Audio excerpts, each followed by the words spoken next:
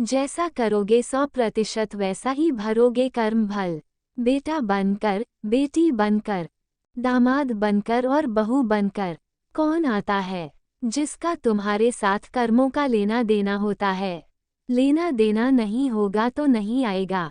एक फौजी था, उसके माँ नहीं, बाप नहीं, शादी नहीं, बच्चे नहीं, भाई नहीं, बहन नहीं।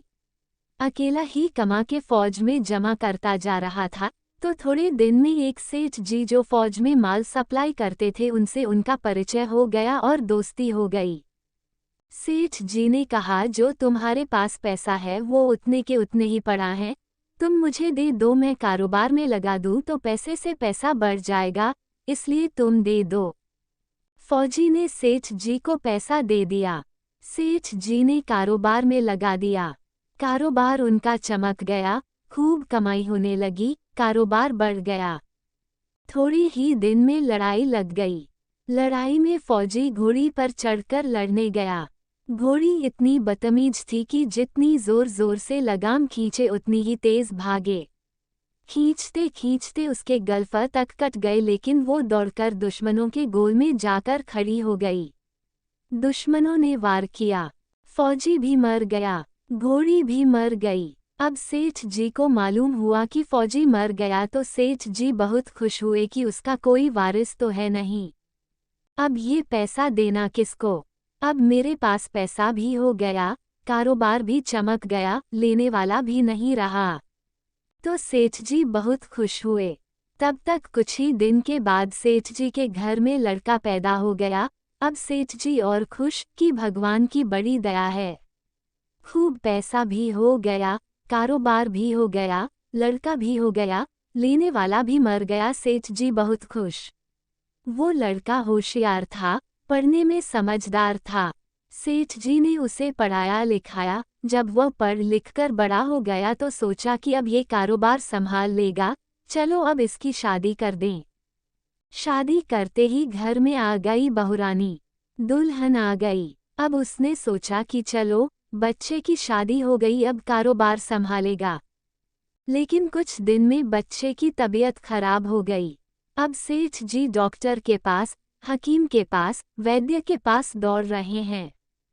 वैद्य जी जो दे रहे हैं, दवा खिला रहे हैं, और दवा असर नहीं कर रही, बीमारी बढ़ती ही जा रही। पैसा बर्बाद हो रहा है और बीमारी बढ़ती ही जा रही है। रोग कट नहीं रहा, पैसा खूब लग रहा है। अब अंत में डॉक्टर ने कह दिया कि लाइलाज मर्ज हो गया, इसको अब असाध्य रोग हो गया, ये बच्चा 2 दिन में मर जाएगा। डॉक्टरों के जवाब देने पर सेठ जी निराश होकर बच्चे को लेकर रोते हुए आ रहे थे। रास्ते में एक आदमी मिला। कहा, अरे सेठ जी क्या हुआ, बहुत दुखी लग रहे हो? सेठ जी ने कहा, ये बच्चा जवान था, हमने सोचा बुढ़ापे में मदद करेगा। अब ये बीमार हो गया शादी होते ही। हमने इसके लिए खूब पैसा लगा दिया, जिसने जितना मांगा उतना दिया। लेकिन आज डॉक्टरों ने जवाब दे दिया, अब ये बचेगा नहीं, असाध्य रोग हो गया, लाइलाज मर्ज है, अब ले जाओ घर, 2 दिन में मर जाएगा। आदमी ने कहा, अरे सेठ जी तुम क्यों दिल छोड़ रहे हो? मेरे पड़ोस में वैद्य जी दवा देते हैं, 2 आने की पुड़िया खाकर मुर्दा भी उठकर खड़ा हो जाता है। जल्दी से तुम वैद्य जी की दवा ले आओ। सेठ जी दौड़कर गए, 2 आने की पुड़िया ले आए और पैसा दे दिया। पुड़िया ले आए, बच्चे को खिलाई, बच्चा पुड़िया खाते ही मर गया। बच्चा मर गया। अब सेठ जी रो रहे हैं, सेठानी भी रो रही और घर में बहुरानी और पूरा गांव भी रो रहा। गांव में शोर मच गया कि बहुरानी सेठ की कमर जवानी में टूट गई, सब लोग रो रहे हैं। तब तक एक महात्मा जी आ गए। उन्होंने कहा, भाई क्यों रोना धोना?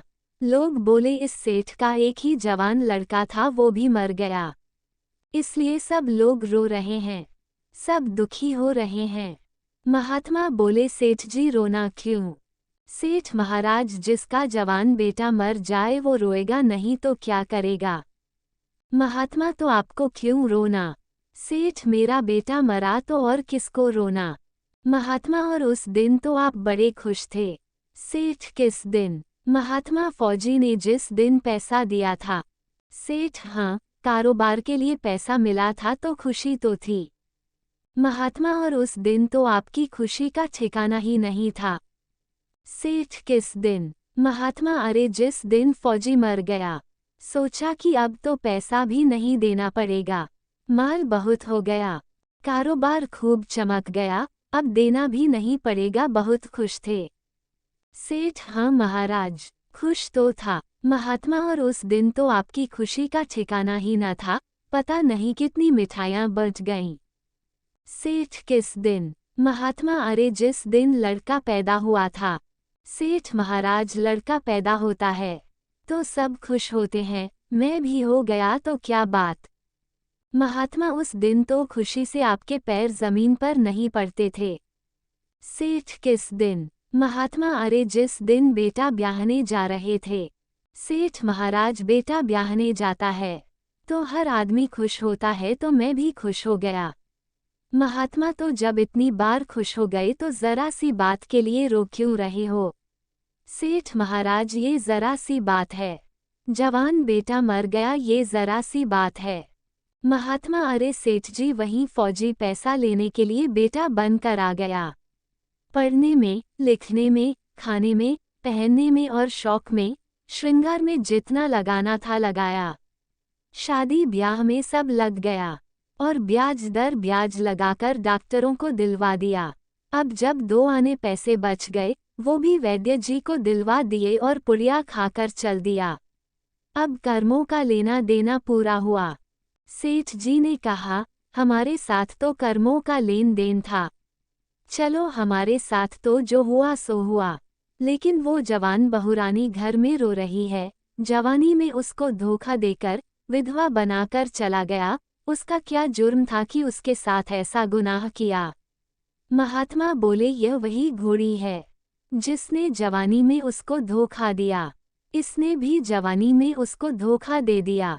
यही कर्म फल है, सभी अपने अपने कर्मों का लेन देन पूरा करने के लिए आते हैं और पूरा होते ही वापस चले जाते हैं।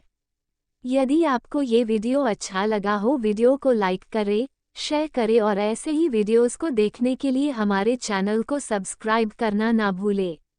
धन्यवाद।